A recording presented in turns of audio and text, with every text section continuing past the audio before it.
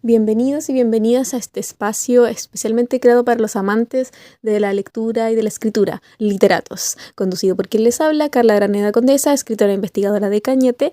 Y en el capítulo de hoy vamos a tener una oportunidad muy especial, martes 22, de estar hablando del canon literario. ¿Qué es el canon literario? Y también sobre el proceso de canonización de la literatura chilena. Empecemos. ¿Qué es el canon literario? Hoy vamos a hablar y definir y conceptualizar lo que se entiende por canon literario, que determina que algo sea considerado literatura de alta o baja categoría, que esté dentro de estas especies de catálogos de medición que se establecen, de los cuales ya vamos a hablar, si es un único canon literario o existen diversas especies y cuáles son, quiénes los determinan, qué características o criterios se usan para determinar qué obras están dentro del canon y cuáles no, cuáles son los efectos inmediatos de que una obra esté dentro del canon, qué beneficios trae el que existan o no existan y las diferentes problemáticas asociadas a este concepto. Asimismo, trataremos del proceso de canonización de la literatura. Para finalizar, les daré mi opinión sobre este tema. Cuando hablamos de canon literario, estamos hablando de una especie de catálogo cerrado o taxativo que viene a enumerar y jerarquizar una serie de obras literarias, una serie de manuscritos, de textos literarios que entrarían a formar una cierta élite dentro de los diferentes textos, en base a criterios que, en lo deseable,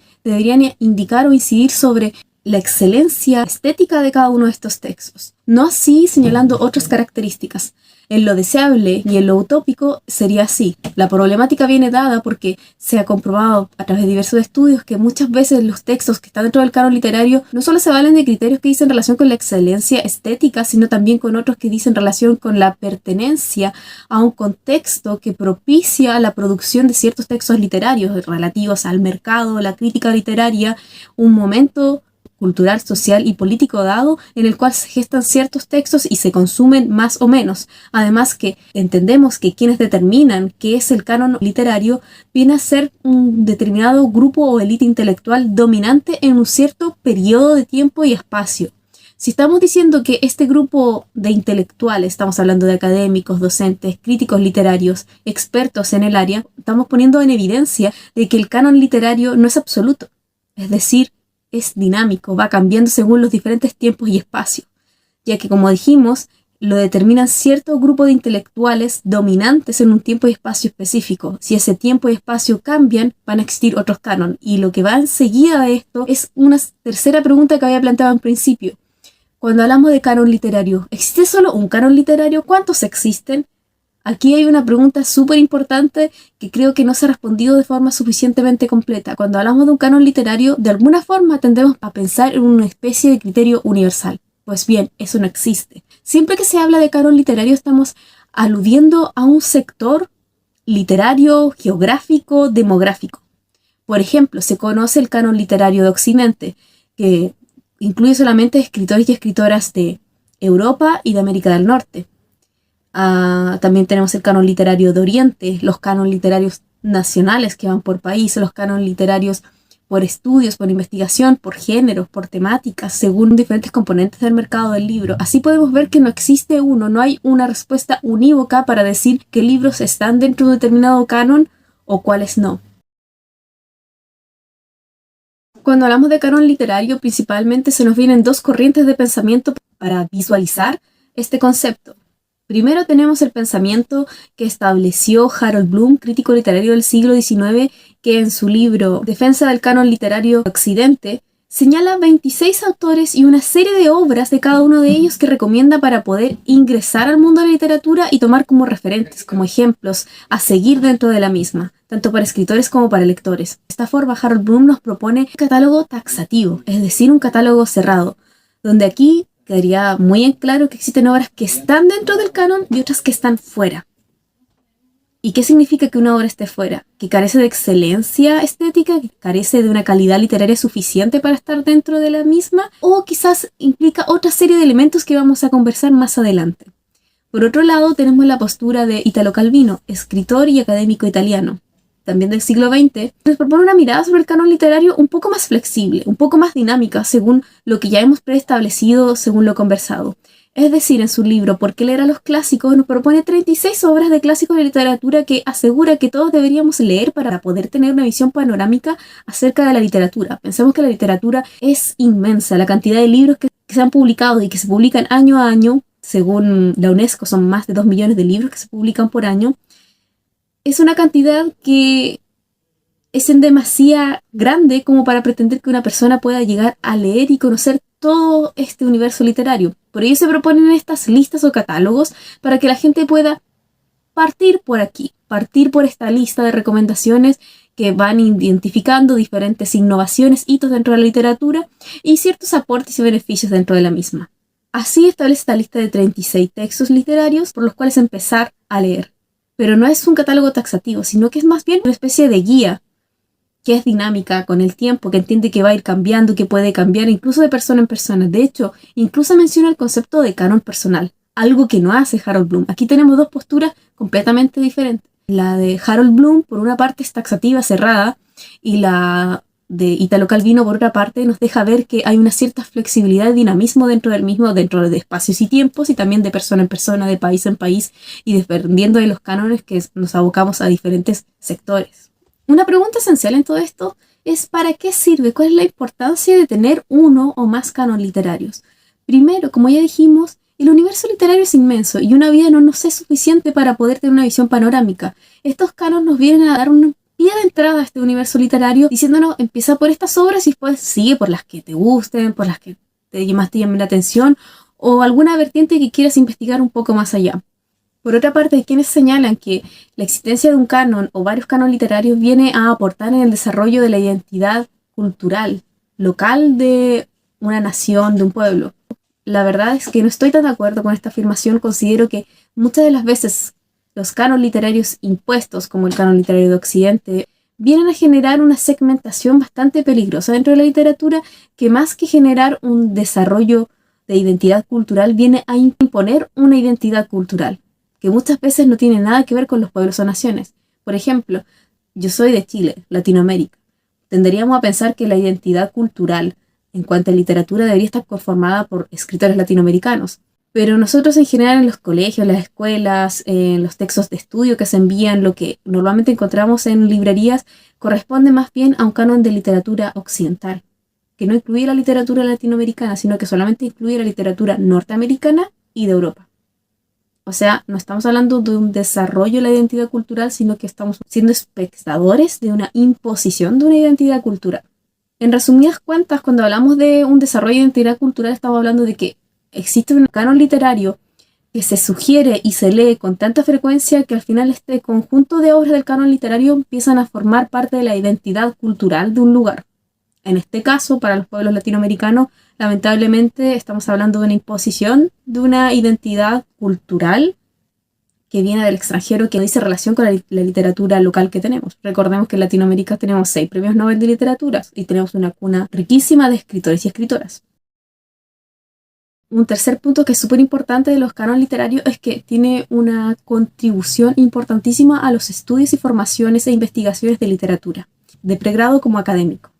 Nos proporciona un acercamiento integral, como se decía al principio. Recién estábamos hablando de los beneficios que implica un canon literario, entonces ahora hablemos de ciertas desventajas que generan, que creo que ya pude adelantar un poco. Como ya les decía al principio, cuando definía qué es un canon literario, hablaba de que el criterio principal del cual debería valerse todo tipo de canon literario, sea nacional, local, regional o que abarque una determinada geografía o temática, debería siempre apuntar a la excelencia estética y la calidad literaria de un texto. Pero muchas de las veces y a través de muchas investigaciones se ha comprobado que los cánones literarios usan criterios que muchas veces no necesariamente tienen que ver con la calidad misma de un texto, sino que miden otros elementos que propician el que se produzcan ciertos textos, un contexto social, el perfil o trayectoria del escritor que lo genera, de dónde viene, y así una serie de categorías que vienen a significar una segmentación y exclusión del canon literario.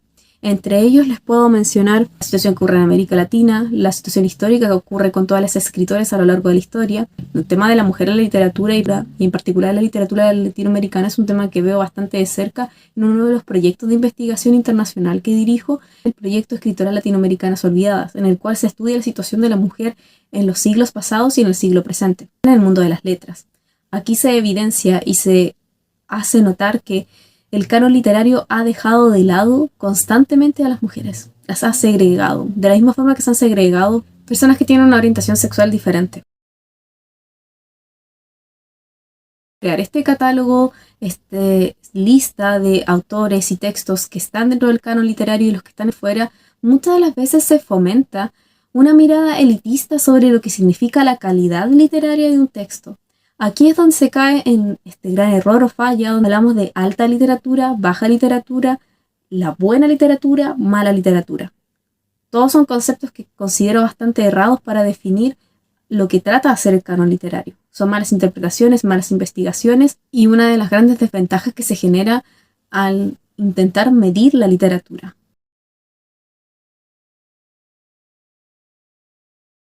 ¿Qué tipo de textos se encuentran dentro del canon literario? En general, podemos hablar de clásicos de la literatura.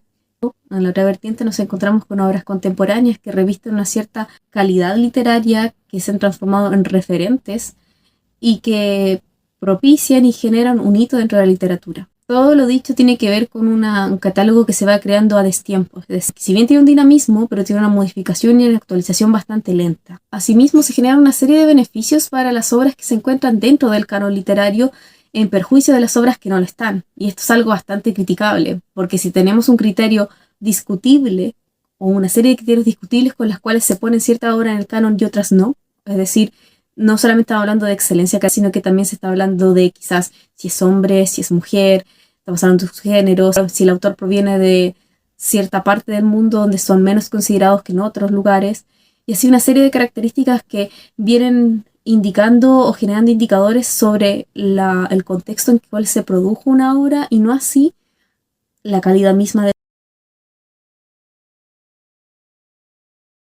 Establece que al incluir una obra dentro del canon literario, se observa que estos manuscritos tienden a estar más difundidos, mejor comercializados. Es como si tuvieran una especie de sello de calidad que hace que los incluyan en una serie de estudios e investigaciones, en los proyectos lectores de casas de estudios, de colegios, de universidades. Y a lo vez todo esto va generando que estas obras tiendan a permanecer dentro de la memoria. Hablamos de una canonización literaria, estamos hablando de un proceso por medio del cual opera un consenso más o menos formal e informal, en el cual opera una serie de valores, principios, criterios, reglas, que vienen dadas desde un grupo de intelectuales, como ya dijimos, que provienen de una élite intelectual dominante en un tiempo y periodo específico, que vienen a determinar qué está o no está dentro de este canon literario. Como último punto, quiero comentarles un poco de mi opinión o mi visión personal sobre este asunto, sobre el canon literario. Cuando hablamos del canon literario, necesariamente considero que se genera un antes y un después, considerando de que como lectores, como escritores, como investigadores, no solamente estamos hablando desde nuestro gusto personal, sino que estamos buscando excelencia estética de una obra literaria. Estamos analizando una serie de elementos que van mucho más allá del gusto personal. Sin un canon literario quizás eso no quedaría tan claro. Por otra parte, los criterios que se usan para determinar un canon literario muchas de las veces son bastante subjetivos. Y por supuesto, para volver a hablar de canon tenemos que volver a las raíces sobre los criterios que realmente deberían valer. Cuando hablamos de excelencia estética, estamos hablando de la calidad verbal, la extensión, la retórica, la narrativa, la innovación y una serie de elementos que tienen que estar presentes para que una obra se considere dentro del canon o no. Hablemos del proceso de canonización de la literatura chilena. En particular nos abocaremos a tomar desde el principio, desde 1852, el proceso de canonización de la literatura chilena. ¿Por qué empieza en 1842 o por qué se ha señalado que empieza en esta generación de la literatura romántica en el país? Porque en esta época se genera uno de los primeros clubes literarios que viene a abordar la literatura desde el punto de vista de la literatura nacional y no ya de extranjeros que vienen a Chile a escribir sobre Chile. Dígase cronistas que venían en la época de la colonización y que escriben con un punto de vista totalmente diferente. Pensemos en las primeras narraciones que se escriben de literatura nacional, que estamos pensando en quizás en obras de Alberto Blescana, estamos hablando del Araucano, estamos hablando de las obras de Alonso de Ercilla y así muchas otras más. Desde 1842 empezamos a hablar de literatura que se produce desde Chile por chilenos.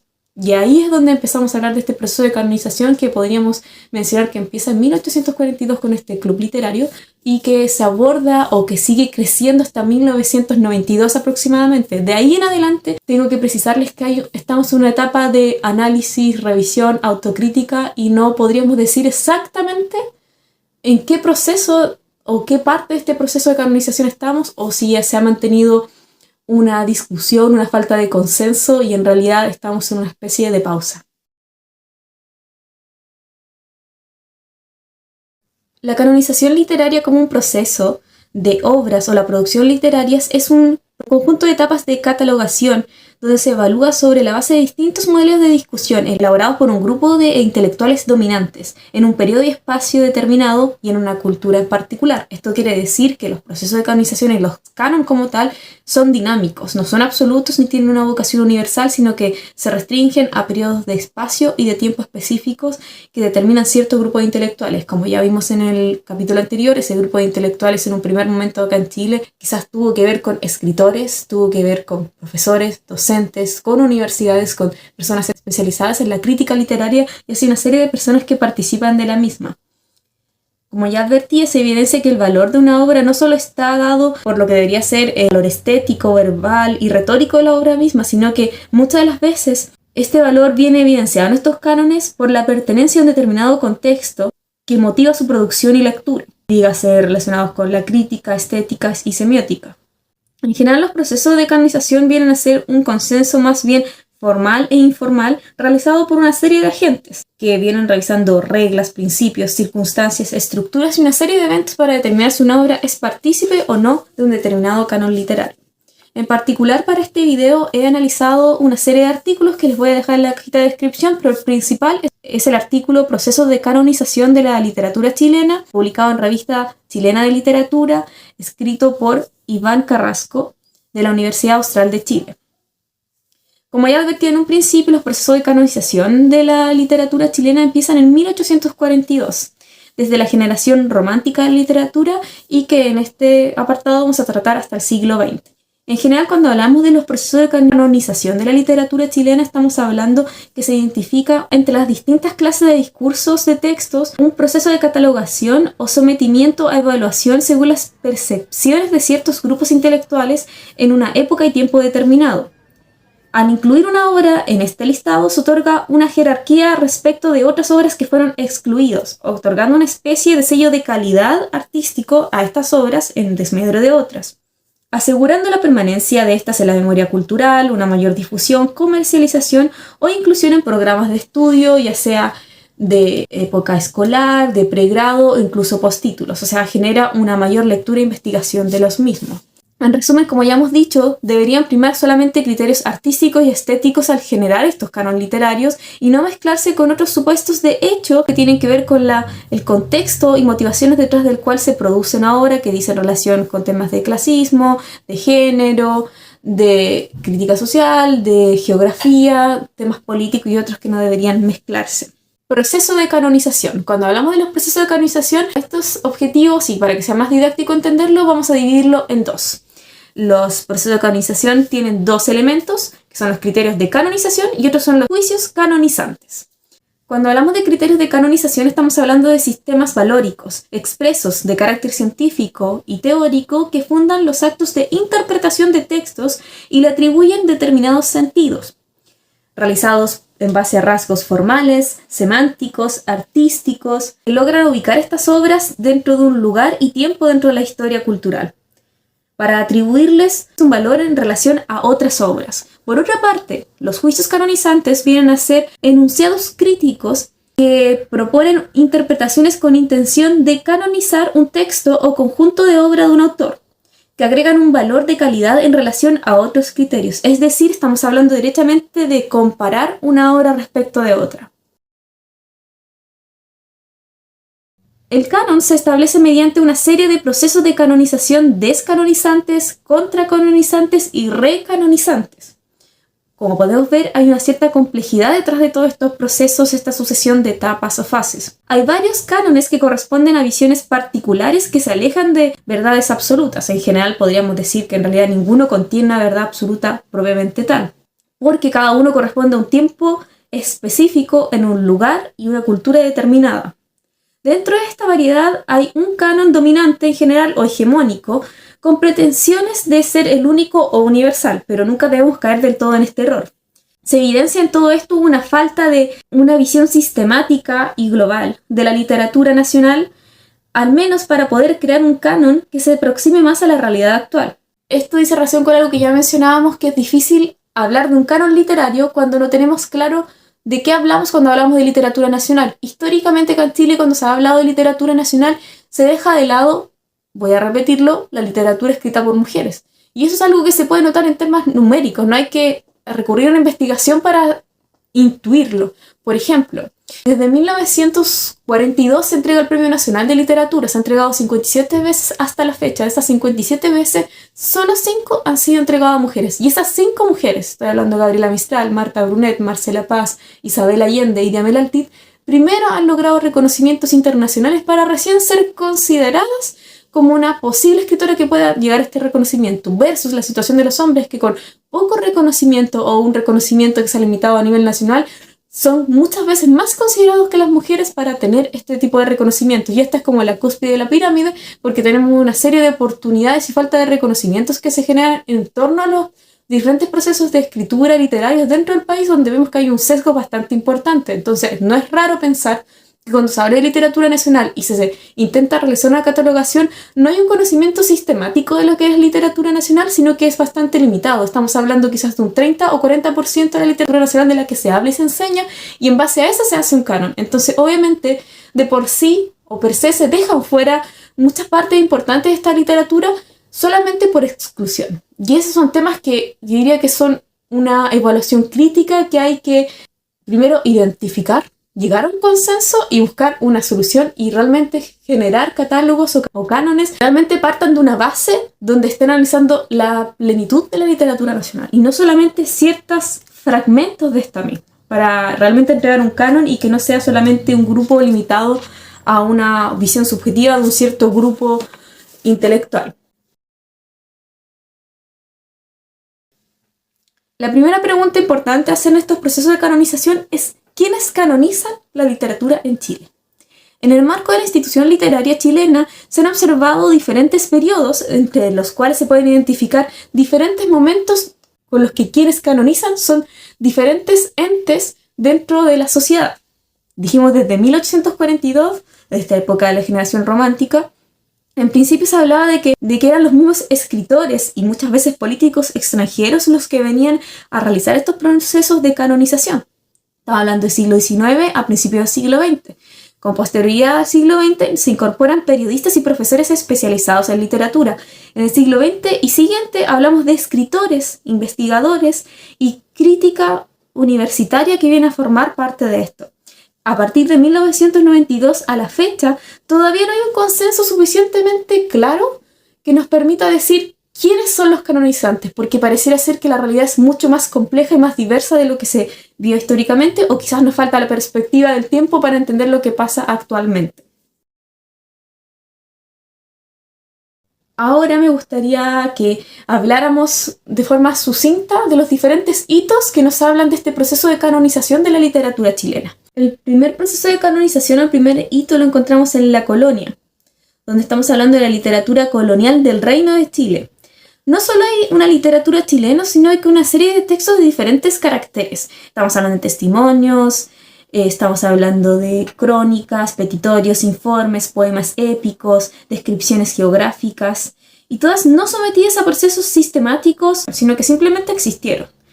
El primer periodo que podemos identificar es el periodo de canonización de la literatura durante la generación romántico-social de 1842, que se efectúa mediante un proceso de contracanonización. En esta generación podemos encontrar diferentes autores como Victorino Lastarria, Salvador Sanfuentes, Guillermo Mata, Guillermo Blescana, imbuidos de ideas de independencia política y cultural de Andrés Bello. Pensemos que Andrés Bello era un pensador, escritor, filósofo, poeta y también redactor de nuestro Código Civil, el aún vigente.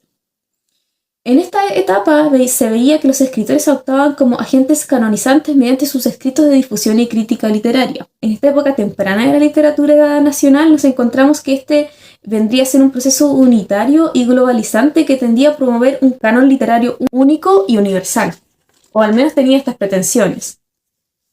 Un segundo periodo podemos encontrar durante la generación naturalista y criollista de 1882, en la que predominó un proceso canonizador nacionalista y regionalista, que continuó la ideología anterior e incorporó en forma seria personajes del mundo popular, campesinos, indígenas, proletariados y una serie de agentes dentro de la sociedad.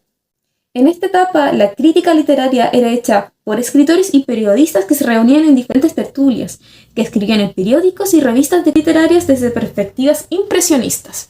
Aquí nos encontramos que quienes vienen respondidos no solamente por escritores, o sea, los protagonistas, sino que también viene respondido por periodistas de la época. Una tercera generación viene a ser a la generación mundo novista de 1912, que expandió el tratamiento de la identidad nacional a nivel americanista, distinguiéndose del modo europeo de representación del mundo, la naturaleza, al especial relieve a la identidad del género femenino dentro de la literatura. En esta generación podemos observar algunos premios Nobel de Literatura y Sudamérica obtenidos por Gabriela Mistral y por la instauración del Premio Nacional de Literatura. Estos hechos contribuyeron a la proyección de una imagen pública del escritor tanto nacional como internacional, y con ello vino como correlato la mayor institucionalización y universalización de la literatura nacional y la elaboración de variados discursos metaliterarios. Un cuarto hito viene a ser la generación superrealista de 1927. Que contiene un espíritu de innovación, de ruptura, experimentación por la representación de nuevas esferas y niveles de la realidad como el onirismo, la corriente de la conciencia, por la renovación de las estructuras artísticas, estilos y técnicas de escritura. Asimismo, el uso de las nuevas formas, normas y experiencias estéticas, conocidas mayormente por todas estas series de movimientos denominados ismos como el vanguardismo, existencialismo, marxismo, anarquismo, socialcristianismo, literatura superrealista y así una serie de otros ismos que se generan en esta época que vienen desde una tendencia de España pero que se radican acá y se generan otros géneros más. Entre los autores de esta época podemos mencionar a Pablo Neruda, Vicente Huidobro, Manuel Rojas, Pablo de Roca y todos aquellos autores que fueron parte de esta profunda revolución del campo literario y cultural de Chile. Aquí en particular estamos hablando de un proceso anticanonización. Estamos hablando de una apertura del concepto de literatura nacional. En esta época corresponde la fundación de la Sociedad de Escritores Chilenos, lo que viene a marcar un realce de la literatura nacional, del conjunto de escritores que busca tener lugar dentro del país, dentro de la sociedad. En general estamos hablando de que es una generación conformada por cierto grado de heterogeneidad, mayoritariamente por personas modestas de clase media y con bajo acceso a la educación pública y algunos aristócratas, autocríticos y rebeldes a las convenciones de su estrato socioeconómico. Quinto, estamos hablando de la generación neorrealista, desde la cual se habla desde 1942, que representó la profundización de algunos aspectos de la generación anterior, pero también desarrolló un fuerte sentido crítico, polémico, que muestra un mundo urbano, moderno, deshumanizado, a través de sus aspectos violentos, grotescos, horrorosos, repugnantes, marginales de sus conflictos de clases, denuncias, injusticias y esfuerzos por modificar la estructura social preestablecida. En otras palabras, estamos hablando de una actitud rebelde y crítica ante las convenciones naturalistas de la literatura y las condiciones sociales del país. Aquí podemos ver que hay un marcado rol donde la literatura está marcada por un realismo social que está muy emparentado con visiones plurales desde la política de ese tiempo. Estamos hablando de una escritura antipoética, destructiva, nihilista, escéptica, transgresora, más ligada a una concepción anarquista y dadaísta que a la clásica función social de la literatura. Aquí podemos encontrar autores como Nicanor Parra, Carlos Droguet y María Luisa Bombal. En este periodo empezamos a hablar que la crítica literaria viene ejercida por académicos, docentes de universidades y revistas especializadas en la materia. Aquí podemos ver que los niveles de crítica literaria siguen subiendo.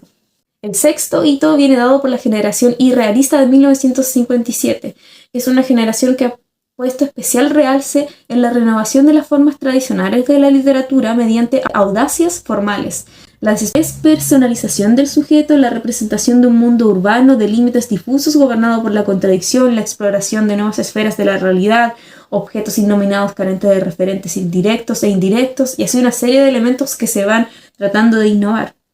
Aquí se visualiza una actitud descanonizadora de la generación neorrealista, dándole énfasis al buceo psicológico, al correr de la conciencia y a los sentidos superpuestos que tienden a configurar una imagen del ser inabordable en su infinitud última y complejidad variable.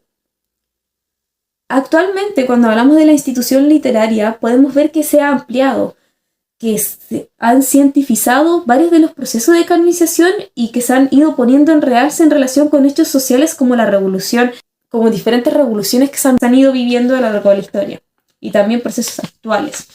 Séptimo hito viene dado por la generación que existe entre 1972 a 1987. Generaciones que se definen por la pluralidad, diversidad y la impronta de grandes acontecimientos políticos como la unidad popular, el golpe militar y el retorno a la democracia. Por ello su vigencia está definida en dos momentos, separados por el golpe de Estado del 11 de septiembre del 73. Esta primera generación tiene una acusada presencia de grupos poéticos, encuentros de escritores y lecturas en público en los 60 y en los 50. También estamos pensando en un tiempo donde la literatura nacional estaba muy marcada por la presencia de diferentes clubes de escritores, clubes literarios, grandes tertulias literarias a partir de las cuales se promovía la publicación dentro de Chile, así como su lectura. Estamos hablando, por ejemplo, como el Club Literario Fuego de Letras, que fue uno de los grandes clubes que lograron no solamente promover, sino también funcionar a sí mismo como especie de editoriales para nuevos escritores y que buscaban posicionar la literatura nacional no solo dentro del país, sino también afuera, generando espacios de encuentro entre escritores y lectores y a su vez entre escritores con diferentes agentes de la sociedad. Aquí encontramos una serie de autores como Jaime Quesada, Isabel Allende, Antonio Skármeta, Juan Luis Martínez y Amel Altid. En este periodo cae este concepto que desarrolló el escritor chileno Alejandro Zambra, que desarrolla en su libro Formas de volver a casa, en el capítulo 3, cuando habla de la literatura de los hijos. Está hablando principalmente de este segundo tipo de generación que se da en esta etapa, que es la literatura de los exiliados, los que pierden su vínculo con el país del cual provienen y también quedan eternamente extranjeros en otro país. Este es un concepto que también desarrolla Isabel Allende en una serie de entrevistas cuando le preguntan si ella se siente chilena o venezolana cuando estaba en Venezuela, si se sentía estadounidense cuando estaba en Estados Unidos. Y ella siempre decía que en realidad después de tener que migrar, irse de Chile por esta situación, vivir en una especie de exilio, en realidad ella perdía ese vínculo para siempre. Y a partir de esto empieza a surgir una literatura marcada con ciertas temáticas que todavía se dejan ver en la literatura nacional. Así que diría que es un punto bastante importante de quiebre. Para cerrar un poco esto, o algunas de estas ideas, como se ha visto, los procesos de canonización de la literatura chilena fue iniciada en cierta medida por el efecto de ideologías exógenas, extranjeras, y una serie de hechos históricos que determinaron un proceso único de carácter homogeneizante y europeizante, que ha dado relevancia a una identidad hegemónica que desplaza e ignoraba o despreciaba a otras.